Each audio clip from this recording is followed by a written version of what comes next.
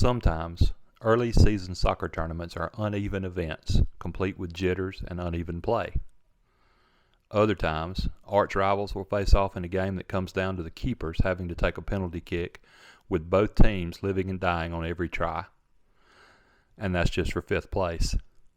Clearly, the inaugural Drake Rayden Cup wasn't just any tournament. Put on by Dorman and held at the Upward Star Center, the Drake Rayden Cup was the brainchild of Dorman coach Josh Eskew. With a field including Spartanburg, Riverside, JL Man, Wade Hampton, and Christchurch, in addition to the hosts, Eskew's idea was to try to put on a local tournament that didn't overload teams and players early in the season. Try to do something different and something that's healthier for the kids. We don't have to travel as far, and something where we have enough quality teams up here in the upstate where we can get teams committed. So we came up with this idea and got these teams committed, and I'm really thrilled that we got the caliber of teams to come to this tournament that we did. As important as it is to get action against a quality opponent, though, the soccer was almost secondary. What's important is the name behind it and the cause behind the name. So really, that's what this tournament is about. Is about the Drake Rayden Foundation, and this is a family that I've known for many years, and really, kind of a personal journey for me, a faith journey for me, was sitting in church. I vividly remember sitting in church, and the row in front of us was a dad with his son who I knew was sick. I could tell he was ill, and he just held him. And just to watch that kind of father's love for a child, and I have children of my own, but really this pulled at me a little bit differently. To see it and to see it in action, it was like, it kind of spurred me on to want to become a better father, better person, better man. And that was the first real boom. I've got to do something here.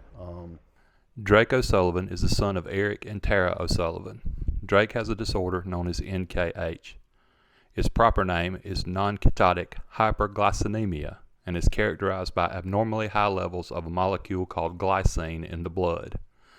The excess glycine builds up in tissues and organs, particularly the brain. Affected individuals have serious neurological problems. Drake's younger sister, Vivian Faye, also suffers from NKH. It is a rare disease. Only about 500 people in the United States are affected. That in itself is a problem. And rare diseases aren't funded by anybody. You basically are left to do your own research.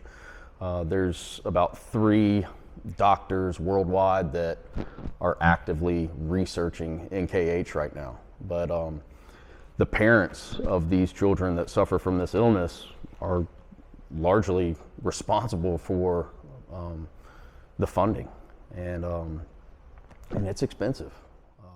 Drake's life, so far, has been one miracle milestone after another, something no one who knows him is taking for granted. I think for me, just watching him grow, I mean, we're talking about a child that was born in the hospital and told, take him home to pass so that he can meet his other siblings, to he's going to be 7 years old. I mean, that's a miracle that he's made it this far. And another miracle happened this summer. He suffered a sudden cardiac arrest and basically was dead for 40 minutes. And God brought him back. And so for me, this story's got to be told, because this young man is here for a reason. In the tournament that bears his name, that rivalry matchup between Spartanburg and Dorman took center stage in an early session, resulting in a thrilling win for the Cavaliers. That's pretty good. Yeah, that was definitely exciting, and something that when you kind of invite teams to tournaments, you want teams that are, very competitive, but also teams that know how to compete against each other. And I think us and Spartanburg have a real healthy rivalry.